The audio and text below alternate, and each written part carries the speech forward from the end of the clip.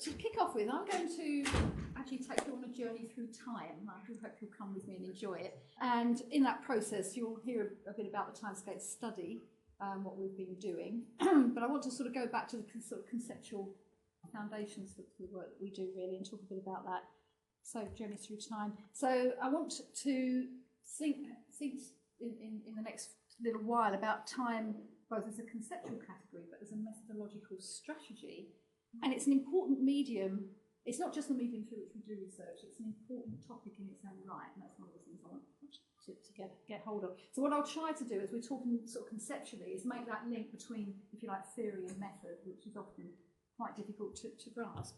And in that process, I want to try and draw a closer and more productive alignment between two parallel fields of inquiry. We have social theories of time on the one hand, and then we have much more empirically based longitudinal and life course studies. And at the moment, these two bodies of scholarship don't really interact. So that's quite interesting in itself, how we might draw some links between the two. And it's through qualitative longitudinal methods that we can create that link. So just to go back to basics then, what is qualitative longitudinal research? Very simple definition here. It is qualitative inquiry conducted through or in relation to time. And I want to tease out those two dimensions, the qualitative and then the temporal. Forgive me, you'll all be very familiar with all of this. Qualitative inquiry, through that method we're generating very rich, detailed, textured data about individuals and linked lives using an array of interview and ethnographic and narrative methods. And what we're doing through that is discerning social practices and subjective experiences, identities, beliefs, emotions and values and so on. We can derive meanings from context and complexity and produce, therefore, very fine-grained understandings about the world. And really important, we can address those really important how and why questions. So, I mean, all research will claim to have explanatory power, but I think this has significant explanatory power. And in this process, because we're able to deal with subjective experience, we can authenticate personal lives and human agency. Human agency, that capacity to act and interact and influence the shape of an individual life, our own lives, and indeed the lives of others. But in saying that, I just want to be clear, we're not saying that agency is all and that we're going to ignore structure. Obviously, the two and how they're interrelated is central to much of what we do. But in this method, we put human agency, I think, at the heart of inquiry. Okay, so that's the qualitative dimension. And now we do all of that, and we're doing it through and in relation to time. So what we're able to do is explore the temporal dimension of experience, change, continuity, endurance, transition, causality, subjective causality, and therefore we can illuminate how change is actually created and lived and experienced. We can shed light on all kinds of micro-processes and the causes and consequences of change or continuity in the social world. Because in this day and age, there is a growing need to understand the lived experience of change and continuity, how change occurs, and the agency of individuals in shaping or accommodating to these processes. And I'll just say a little bit more about, the basics for this, going back to time. And this is something I wrote with my colleague Jennifer Flouddew. It is through time that we can begin to grasp the nature of social change. It is indeed only through time that we can gain a better appreciation of how the personal and social agency and structure, the micro and macro, are interconnected and how they come to be transformed. Because the relationship between the two is essentially dynamic. We have this sociological conundrum about the relationship between agency and structure, but once you add time into the mix, suddenly you have a mechanism for understanding how that relationship can work and is worked out over time. And much of this I'm talking about now isn't new. It goes back to the work of C. Wright Mills in his sociological imagination, and it spawned, actually, it's C. Wright Mills who spawned much of this kind of scholarship that we're doing now. And he said, we cannot hope to understand society unless we have a prior understanding of the relationship between biography and history. The task is to continually work out and revise your views on the problems of history, the problems of biography, and the problems of social structure in which biography and history intersect. Now, it's a wonderful starting point for so many people currently doing this kind of work, but C. Wright Mills didn't say how to go about it.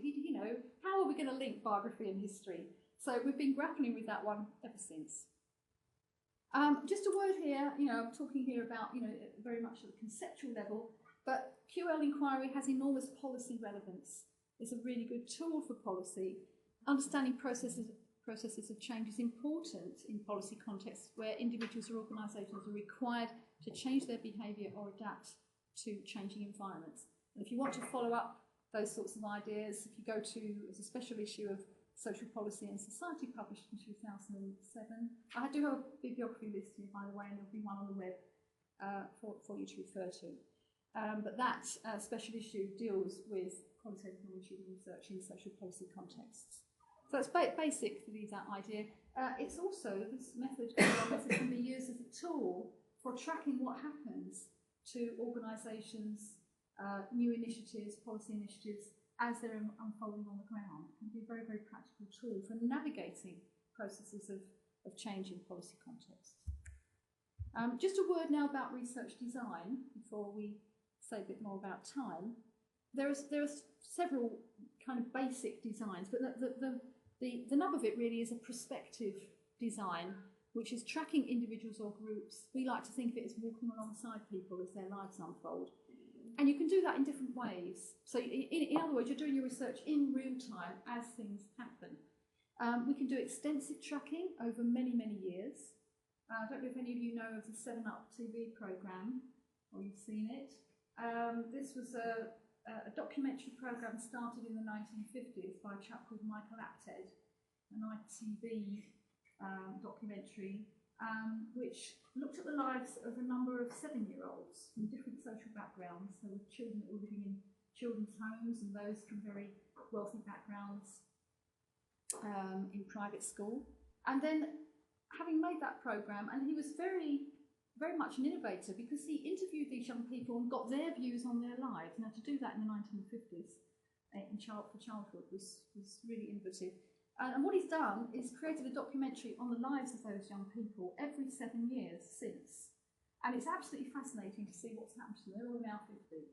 And the ones that you thought maybe would have a wonderful life have sort of dipped down, and others that you thought were not going to start from anywhere have come up. It's really fascinating. So that's how you can do a very extensive kind of tracking, but also you can do intensive tracking through particular experiences or policy contexts. Now, this idea of longitudinal might just be a bit of a misnomer because people tend to think that longitudinal has to be over long periods of time. But actually, you can do a micro study, which is tracking an individual or group through a particular process just over a few months. And that is valid. You might be able to capture a particular piece of micro history. So, for example, in Timescapes, in our studies here, we decided to ask all of our 400 or so participants about their responses to the recession hitting, which was a couple of years ago. So there's a moment in time, what was going on for the people going through this, and we got an awful lot out of that process just by, in a short period of time, seeing what was happening, a kind of snapshot in time, what was happening for people. So if you wanted to ask that question, as some people quite often people ask me, how long does it have to be to make it longitudinal? And there is no right answer to that. Depends, of course, on your research question if you're doing question-led research. Okay, so that's prospective designs. And then we have retrospective designs, where primarily what we're doing is looking back in time, revisiting the past through the lens of the present day. So, life history methods, oral histories, and so on. And one of the advantages of that is that you can just go out into the field once, so it's a bit cheaper to fund that kind of research. But you're only getting the past timeline then. Okay? And of course, these are not mutually exclusive ways of researching. You can do prospective work and retrospective. You can visit people again and again, looking back and looking forward, so you're combining them. I'll just say a word about historical revisiting studies. And these are studies of particular communities or organisations where you're not tracking the same individuals necessarily over time. Just some examples here. There are 3 studies, Graham Crowe, Julia Johnson, Nicky Charles. Julia Johnson did a follow-up of a very famous piece of research called The Last Refuge, written by Peter Townsend. And The Last Refuge was a study of old people's homes in the 1960s. And it's a searing indictment of what we were doing to older people in the 1960s. Okay? And all these years later, Julia came along to find out what had happened to all those old people's homes that Peter Townsend had studied. So it's a very, very interesting study. Nikki Charles, she's a kinship researcher. It was a very famous study called Kinship in a South Wales Town, done by Rosser and Harris in the 1950s. And Nikki Charles went back to that same South Wales town to find out what was happening to kinship in the new millennium. So you can see how you can do this historical revisiting, and it's a different way of working through time. But one of the things I want to pull out of all this is that when we're using QL methods, we're using, they're very flexible and they're creative and they're innovative. So for example, if you're tracking people over time, you can allow the findings from one wave of interviews to inform the next. You don't know where you're going because you don't know where your people are going, so you follow them. Okay, I'm going to get back to time now, how we conceptualise it. And I really like this idea from Richard Bertou. He says longitudinal data offers a movie rather than a snapshot. And I think it's a very good metaphor for what we're doing. Okay, but there are different ways of creating that movie. And here I want to just say a bit about how you might think about time in a quantitative frame. We have our large-scale panel and cohort studies, and in those studies, time is linear and cumulative and invariably moving forward. So time emerges in these kind of studies as chronology and sequence and duration and interval. And to give you some examples from Lisa and Walker's book, The Dynamics of Modern Society, there are two chapters in that book that are looking at the spells of time that individuals spend in a particular state. There's the time that people might spend in a state of unemployment, for example, or cohabitation. And they're really interesting and, it's very solid pieces of work showing, for example, that people don't stay in cohabiting relationships very long. They come out of them. They either go back into singlehood or they convert cohabitation into a marriage. But cohabitation then becomes a very temporary phase for most people. So that's how you might be looking at duration and interval and so on. So in these particular studies, time is linked to trend data. What you're doing is generating that very long shot, the bird's eye view, the very broad vista of society. So if you go back to that movie metaphor, the kind of movie you're creating is your grand epic movie, a very important movie to have. But when we think about qualitative concepts of time, this is rather more what we get, a kaleidoscopic view of social life, and much more difficult to unpick in some ways. So we can conceptualise qualitatively concepts of time. They're complex flows of time or timescapes, and that's where we get the title of our particular study from. And time in this kind of paradigm it's fluid, it's multidimensional, it's very varied. It may encompass biography and generation and history and industrial time, cyclical time, the passage of the seasons and what that means as we measure our progress through life. And of course, what emerges out of all of that is that we see time as a social construct. And I'd recommend that you go and look at the work of Barbara Adam in particular for those sorts of ideas. So in this framework, time is linked to the textures of real lives. It generates a very grounded view of individuals and groups. We get very interested in individual storylines. We want to know what happens next, what are the twists and turns in people's lives, and the intricacies of people's lives and the interior logic of their lives. So if you go back to the movie metaphor, this is the up-close and personal movie. And it's not to say, of course, that this is a better movie. We need both kinds of movie, the grand epic and the up-close and personal. But we certainly do need the up-close and personal movie to emerge. I'll just say a word here about temporal understandings of the life course. The life course is a very important framework which we use when we're thinking through time. And you can see some variations in the way that the life course is thought about and conceptualised, depending on whether you're a quantitative or a qualitative researcher. The traditional way of viewing the life course was as the life cycle, very much as a structured mechanism, predefined series of life stages through which everybody passes, the benchmarks against which people measure development and behaviour. And indeed, not simply measure, but often evaluate people's behaviour as well. And you can see that, for example, in some classic works such as Piaget and Kohlberg, who were looking at the stages that children pass through. And one of them posited that there were 6 stages, and another one 8 stages of childhood. And more recently, Richard Berthoud has suggested that there are 8 stages that people pass through throughout their life. Okay? So these become the structured stages, and then of course everything else becomes a little bit deviant from the main stages. But another way of looking at it is to say that the life course is the negotiation of a passage through an unpredictably changing environment. And Holstein and Gubrium have said the life course does not simply unfold before and around us, rather we actively organise the flow, pattern and direction of experience as we navigate the social train of everyday lives. So here, of course, you've got much more qualitative view with human agency, subjective experience right in there. Some more definitions, which I will leave for today. I want to go over some key concepts that we use when we think about time in a qualitative frame now. I've talked about biography and history and generation, and I want to say a little bit about those 3. They are the key ways which we have framed time in Timescapes, and looking at the relationship between biography and history and generation.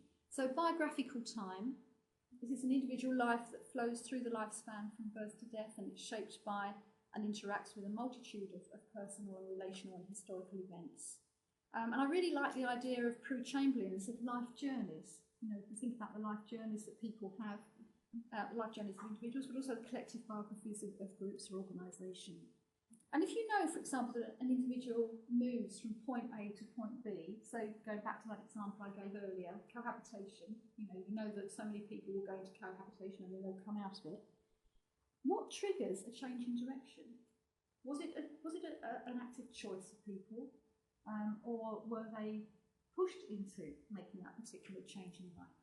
And what's the nature of that journey along the way? It's really important to get to those sort of dynamic processual ways of looking at how people move from A to B.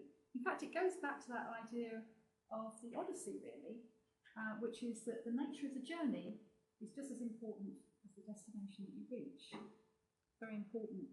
And of course, these are all lovely theoretical ideas about biography. What do we do about that if we're going to create a methodological strategy out of it? Well, in the field, we can work with ideas such as critical moments and epiphanies and turning points. These are ideas that have come from the work of Denzin and Giddens and my colleagues, Janet Holland and Rachel Thompson. So we can find out from people, we can ask them about particular turning points and be amazed at the kinds of things that they say, which has created a particular change in their lives. And then we've got historical time. I'm going back here to see right now those ideas of linking biography and history. Historical time, how individuals locate themselves in different epochs and in relation to external conditions and events, and including, of course, shifting policy landscapes. So here you're looking at the intersection of historical time with critical moments in individual biographies. And of course, we can capture historical time, as I've already said, through our longitudinal studies, oral and life histories, but also through intergenerational research.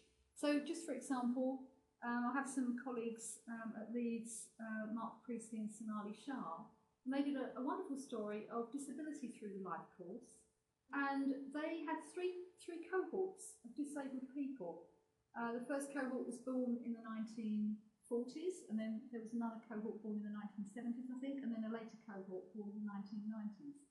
In each case, they were asking those people about their journeys through childhood and into adulthood. And of course, that was a really good way of capturing historical time, because they were able to see the changes in educational policy for disabled people, how some of them have been subject to special education away from the mainstream, and then the changing policies enabling people to be part of the mainstream, and so on. So, okay, historical time. And then I was saying to you, we need a link between biography and history, and we might want to think of that, if you like, as a relational field in between. You've got your micro and your macro, and you need a meso level in between.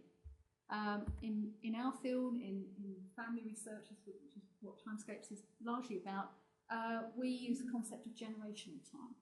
Okay, that's our relational meso level of thinking about things. And if you think about generation, you can think of individuals as part of a generational convoy, and you can think about that in 2 ways. through family and kinship groups, and this comes from the work of people like Tamara Haraven. And in that kind of frame, generation is aligned vertically through time. So, you know, there's you, and then above you there's the older generation, your parents and grandparents, and below you coming up there are your children and your grandchildren. Okay, so that's a thinking, you know, how we relate to people in an intergenerational sense. And then we have the sense of age sets or cohorts, and that's thinking about generation in the Mannheim sense. And these are aligned horizontally through time, and this is us going through life with our generational cohort, and you know, seeing what happens to a particular cohort of people, an age cohort of people. And sometimes those age cohorts take on a particular identity of their own. So we have the war generation, the baby boom generation, and so on, the beach generation. Okay. It's also interesting, I was just going to say, if you want to follow up this idea of generations, go and have a look at Judith Burnett's wonderful book called Generations. If you think about generational categories such as child and adult and old age, they're very fluid and shifting as people cross generational boundaries. And as life course categories expand and contract. So, you know, adolescence now is very, very long. You know, when does it stop? Well, we don't quite know. Old age is also an expanding category. And in the middle, you have sort of middle-aged people, rather like me, who get a bit squished in the middle. But there you go. Again, you can think about generational time. We can do intergenerational research, such as the work I've described that Mark and Sonali have done, but also Julia Brannan, who's done a wonderful study on 4-generation families. And again, by interviewing people across the generation, she's able to pick up on historical changes that are going on, but the interdependence and so on through the generations. I just want to say a little bit about other different ways in which you can conceptualise time when you're thinking qualitatively, and just bring in the work of Jay Lemke, who is an American educationist, and he talks about time scales. And actually what he does, he sets out a lovely big chart, and at the top of the chart you have the passing of the ages, the eons, the ice age, the iron age, okay? And what he says is that up at this top end of the chart, time moves so immeasurably slowly that you cannot possibly comprehend it. And then at the bottom end of the chart, you have the microscopic changes that occur within our bodies. And at that bottom end of the chart, time moves so immeasurably fast that we cannot possibly comprehend it. And then in between, you've got all sorts of other timescales going on. And we are simultaneously inhabiting all of those timescales. We are part of an eon, but goodness knows what that eon is because it's too big for us to grasp. Okay? But what I draw out of Lemke's work is the importance of exploring the pace of change, the velocity of change, how we sustain things and bide our time as much as how we change things. Okay, we might want to think about short-term horizons and then long-term horizons. You know, because some people live very much in the present, other people have got a life plan. So this makes us think again of these different ways of using time horizons. I just want to give you one practical example, which I very much like from one of the Timescapes projects. And this is Joanna Bornat and Bill Bythway, who did a lovely study called The Oldest Generation in Timescapes. They had funding to track around about 12 people over the age of 75 to see what happened to them in older life. In fact, we had quite a bit of difficulty getting funding for this particular project because the funders said that the people will die. What does this do for sample maintenance? And we said, well, the whole point is to, you know, try and capture experiences at the end of life. And in fact, 2 of their sample did die. But the methods that they used with the older people were life history interviews. So they were looking back over a long life. And out of those life history interviews, very, very interesting, because people, when they look back in that kind of way, will often have a very positive gloss on their life. They've survived, they're survivals, you know, they're survival stories. So they're very, very positive. At the same time, they also used diary methods. And they had a recorder working with that older person to help them record their life on a weekly basis. And those diaries revealed a very, very different picture, okay, because they were embedded rather more in the micro changes in the here and now. So one day somebody might have decided that they're going to have to move into a residential home, and the next day they decide they can't possibly do that. The next day they may have a fall. Life becomes very contingent. when you're older. Okay, and that's what they were able to pick up on. And they, by bringing the diaries and the life histories into to talk to each other, they could reveal all these different ways in which the older people lived in time. Another interesting concept, chronotopes, or the intersection of time and space, and this comes from the work of Bakhtin, who's a literary theorist, a Russian literary theorist in the 1930s. But what Bakhtin makes us think about is the connection between temporal and spatial relationships. If you think about it, whenever anything happens in the world, we have to locate it. And the first thing we want to know is, where did it happen and when did it happen? Okay? So I think these are really important mechanisms for grasping the meaning and significance of events. And I have to say, because we're still very much grappling with the whole temporal landscape here, there's very little research that's currently going on that is looking across time and space. An open field, if anything, want to move into a terrain that very few researchers have trod. And of course, the last way of thinking through time, which I think is just so important, is the relationship between past and present and future. We are all living only in the present, but in the present, we are always aware of a past that is informing our present lives and a future which is also informing our present lives. We can think about it as hindsight and foresight and insight. And the past, and I've referred to this a number of times already, but it's a really important subjective resource for people. We have a power of memory and heritage. Mark Freeman did a wonderful book called Hindsight, and he says that it produces self-understanding and it plays an integral role in shaping our moral life. I've done a number of interviews with children who've had very hard childhoods, and they get to their teens, and they use that past as a resource to say, actually, for example, when I grow up, I'm going to treat my kids differently from the way that I was treated. So you can learn from the past and move on and decide to do things in a different way. And something really important here that I want to pull out is this notion of subjective understandings of causality. And I want to just say a little bit about the work of Laub and Sampson. They wrote a wonderful book with a wonderful title called Delinquent Boys Aged 70. Shared Beginnings, Divergent Lives, Delinquent Boys Aged 70. And this was a study of delinquent boys who grew up in Boston, probably in the 1930s. And when they got to 15 and they were all in trouble with the police, there was a big study done on them, and they were measured and their educational records and police records reviewed and so on and so on. Very rich data set. I think there were about 200 in the sample. And then they were followed up again at the age of 25. And thereafter, I think this lovely rich data set languished somewhere in an attic. And Laub and Sampson came along many years later to find out what had happened to these delinquent boys. And they wrote a book in the 1980s, but this book, they were following up some of these men and finding out from their police records what was happening and so on. But then they were roundly criticised because they hadn't got to the interior logic of these men's lives. So they took this on board and they went out and decided that they would do life history interviews with as many of the men as they could find. And that's what they wrote about in Shared Beginnings. And of course, what they were trying to do was to see, okay, over the life course, what led those men, some of them, to stick with a life of crime? But what led others of those men to go away from a life of crime? Now, it doesn't surprise me as a family sociologist to learn that things like family were what was one of the key factors that made a difference. But there were also confounding factors like alcoholism and so on. Employment was very important, of course, and very structured employment in the army, for example, helped these men. But the key thing I want to draw out of this is that Laub and Sampson could not have possibly anticipated at the outset what would happen to any of those men. They could only understand the picture by constructing it backwards in time. And this is an old idea, it's the idea of Kierkegaard, who says, okay, we live our lives forward in time, but we can only actually understand it backwards. He goes on to say, if you think over that proposition, it becomes more and more evident that life can never really be understood in time, simply because at no particular moment can I find the necessary resting place from which to understand it.